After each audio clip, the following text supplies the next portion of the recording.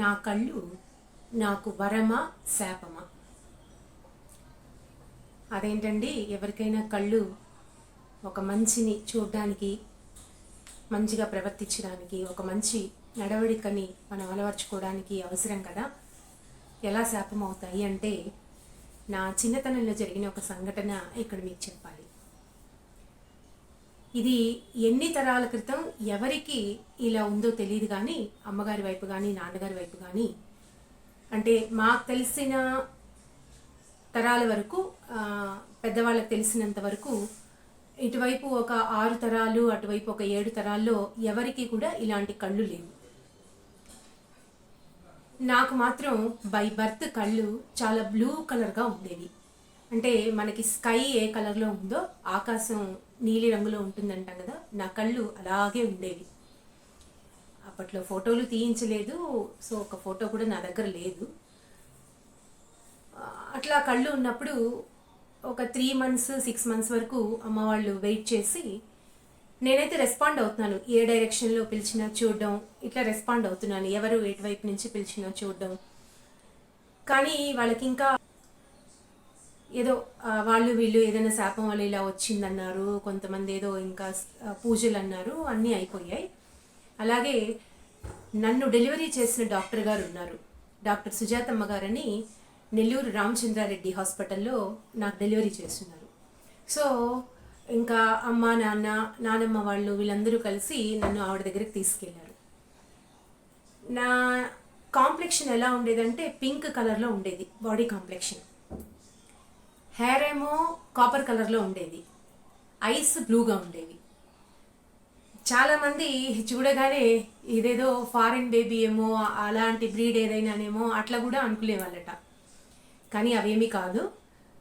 అందువల్ల ఏంటి, పాప చూస్తేనేమో బాడీ కలర్ ఒకటి, హెయిర్ కలర్ ఒకటి, కళ్ళేమో కంప్లీట్గా బ్లూగా ఉన్నాయి అని ఆవిడ దగ్గరికి వెళ్ళిన తర్వాత మొత్తం టెస్టులు చేసి, ఎందుకు మీరంతా చదువుకున్న వాళ్ళే కదా ఈ విధంగా చేస్తున్నారు, పాప చాలా హెల్తీగా ఉంది, ఎవరికో ఉండుంటాయి మీ తరాల్లో ఇటువైపు కానీ అటువైపు కానీ, లైక్ మెటర్నల్ కానీ పెటర్నల్ వైపు ఎక్కడో ఉండుంటాయి, కాబట్టి ఇలా వచ్చింది, లేదు ఇది ఒక ఇవల్యూషనరీ చేంజ్ అనుకోవచ్చు, కాబట్టి మీరేం భయపడాల్సిన అవసరం లేదు, పాప పెరిగే కొద్దీ ఈ బ్లూ కలర్ ఉండే ఐస్ చేంజ్ అవుతూ వస్తాయి. అయితే నేను కంప్లీట్గా ఈ ఐబాల్ డార్క్ బ్లాక్లోకి వచ్చేస్తుందని నేనైతే గ్యారంటీ ఇవ్వలేను, కానీ బట్ ఈ కలర్ అయితే ఉండకపోవచ్చు అని మేడం అష్యూరెన్స్ ఇచ్చారు. సో ఆ మేడం మాకు ఏదైనా చెప్పారు అంటే అదొక వేదవాక్కు, అంత నమ్మకం ఆవిడ మీద.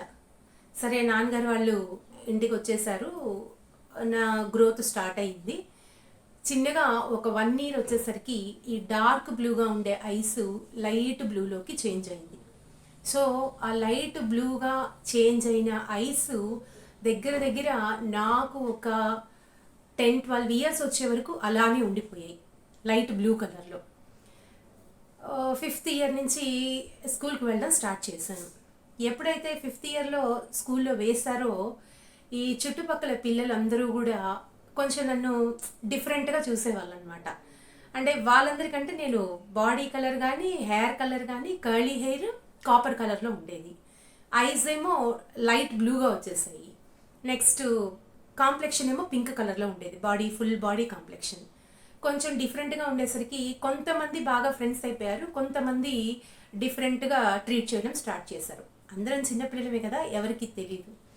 సో ఈ పిల్లల్లో కొంతమంది ఇంటికి వెళ్ళి ఇలా ఒక అమ్మాయి మాతో ఉంది, కొంచెం ఇట్లా ఉంటుంది ఇట్లా ఉంటుంది అని చెప్పేసరికి వాళ్ళల్లో కొంతమంది ఏం చేస్తారంటే, పేరెంట్స్ అవ్వచ్చు లేదా వాళ్ళ గ్రాండ్ పేరెంట్స్ అవ్వచ్చు, వాళ్ళకి ఏదో శాపాలు ఉంటే అలా పుడతారు, వాళ్ళు మంచి పిల్లలు కాదు, వాళ్ళు దయ్యాల పిల్లలు, అది ఇది మీరు దగ్గరికి రానివ్వకండి, ఒకవేళ ఫోర్స్ఫుల్గా మీతో మాట్లాడడానికి వస్తే మీరు కర్ర పుల్లలు తీసుకొని లేకపోతే రాయి తీసుకొని కొట్టండి అని చెప్పారన్నమాట. తర్వాత నా తోటి పిల్లల్లో కొంతమంది భయపడిపోయి, నిజంగా నేను దయ్యం పిల్లనేమో లేకపోతే ఇంకేదన్నా ఏలియన్ సోర్స్ లాగా లేదా ఒక ఇదిలాగా వచ్చానేమో అనేసి నేను వాళ్ళతో ఆడుకోవడానికి వెళ్ళినా, లేకపోతే వాళ్ళతో కూర్చుని తినడానికి ట్రై చేసినా కూడా ఈ చీపురు పుల్లలు కంట్లో పెట్టి పొడవడం, లేకపోతే వేళ్ళు పెట్టి పొడి చేయడం, లేదు దూరం నుంచి రాళ్ళతో కొట్టడం, ఇలా అన్నీ చేసేవారు. ఇది నేను మా పేరెంట్స్కి చెప్పాను, ఇలా చేస్తున్నారు ఎందుకో తెలీదు అని. అంటే ఫస్ట్ వాళ్ళు అడిగింది, నువ్వేమైనా వాళ్ళతో కొంచెం నెగటివ్గా ప్రవర్తించావా, లేకపోతే వాళ్ళు ఏమైనా తిట్టావా, ఏ విషయంలో అయినా గొడవలు పడ్డారా, ఇట్లా అడిగారు. లేదు నేనేం చేయలేదు, కావాలంటే నా పక్కన ఉన్న 2-3 ఫ్రెండ్స్ని మీరు అడగండి, నేనేం చేయకుండానే నన్ను ఇట్లా కొడుతున్నారు అన్న తర్వాత సో నాన్నగారు వాళ్ళు మా హెడ్ మిసెస్ దగ్గరికి, అలాగే మా క్లాస్ టీచర్ దగ్గరికి వచ్చేసి, మేడం మా పాప తప్పే ఉందా, లేకపోతే ఆ పిల్లలు ఏమైనా ఎక్కడైనా పొరపడ్డారా పాప విషయంలో, కొంచెం మీరు గమనించి కౌన్సిలింగ్ లాంటిది ఏదైనా చేయండి అన్నప్పుడు వాళ్ళంతా పాపం చాలా కోఆపరేట్ చేశారు, మాకు నిజంగా చాలా హెల్ప్ చేశారు. అదంతా గమనించి ఆ పిల్లలకి కౌన్సిలింగ్ ఇవ్వడం స్టార్ట్ చేశారు. కానీ ఒక 2-3 పిల్లలు మాత్రం స్టిల్ వాళ్ళు అట్లాగే కంటిన్యూ చేస్తూ ఉండేవాళ్ళు. తీరా తెలిసిందేమంటే వాళ్ళ ఇంట్లో వాళ్ళు యాక్సెప్ట్ చేయట్లేదు నాతో ఫ్రెండ్షిప్ చేయడానికి, కానీ because they are blindly believing that I'm something different, that I'm not normal. So దానివల్ల వాళ్ళు నన్ను ఎక్కడ దొరికితే, అంటే టీచర్స్ ముందర కాకుండా ఇంకెక్కడ వాళ్ళకి నేను ఒంటరిగా కనబడ్డా కూడా నన్ను టార్చర్ చేయడం మానలేదు వాళ్ళు. ఇదంతా చూసిన తర్వాత దగ్గర ఒక 7 to 8 months అయిపోయిన తర్వాత మా పేరెంట్స్ ఏం చేస్తారంటే, still I'm used to suffer a lot, బాగా రాళ్ళతో కొట్టడం, బాగా సివియర్గా టార్చర్ చేయడం స్టార్ట్ చేశారు. వాళ్ళే చిన్నపిల్లలే, వాళ్ళకి తెలీదు, బట్ ఇంట్లో అలా చెప్పడం వల్ల నెక్స్ట్ పేరెంట్స్ నన్ను డిస్కంటిన్యూ చేయించేశారు ఆ ఇయర్. దాని తర్వాత మళ్ళీ ఒక 1.5 year తర్వాత నేను మా చెల్లెలతో కలిసి ఇద్దరం ఒకే క్లాస్, ఫస్ట్ క్లాస్ నుంచి 10th standard, తర్వాత 11th 12th, నెక్స్ట్ డిగ్రీ, ఇవన్నీ కూడా ఇద్దరం కలిసే చదువుకున్నాం ఒకే క్లాస్లో. సో ఇది ఎందుకు చెప్తున్నానంటే, మన పిల్లల్లో ఎవరైనా ఇలా ఉంటే తగినంత కౌన్సిలింగ్ మన పిల్లలకి ఇవ్వాలి. అలాగే స్కూల్లో చేర్చేటప్పుడు అక్కడ ఉన్న ప్రిన్సిపల్స్కో లేకపోతే క్లాస్ టీచర్స్కో కన్సర్న్ ఎవరు ఉన్నారో వాళ్ళకి ఖచ్చితంగా చెప్పాలి, ఈ సో పాయింట్ ఆఫ్ వ్యూలో మా పిల్లలు ఇలా ఉన్నారు, దీనివల్ల ప్రాబ్లం లేదు, ఒకవేళ మన పిల్లలకి ఏమైనా హెల్త్ ఇష్యూస్ కానీ ఇలాంటివి ఏమైనా ఉంటే దాన్ని కూడా వాళ్ళకి చెప్పాలి. ఎందుకంటే నా ప్రొఫెషన్లో నేను చాలామందిని చూశాను, ఫ్రీక్వెంట్గా యూరినేషన్ అడుగుతూ ఉంటారు, ఎక్కువ వెళ్తూ ఉంటారు. నేను చాలాసార్లు అడిగేదాన్ని, మీకేమైనా హెల్త్ ఇష్యూసా.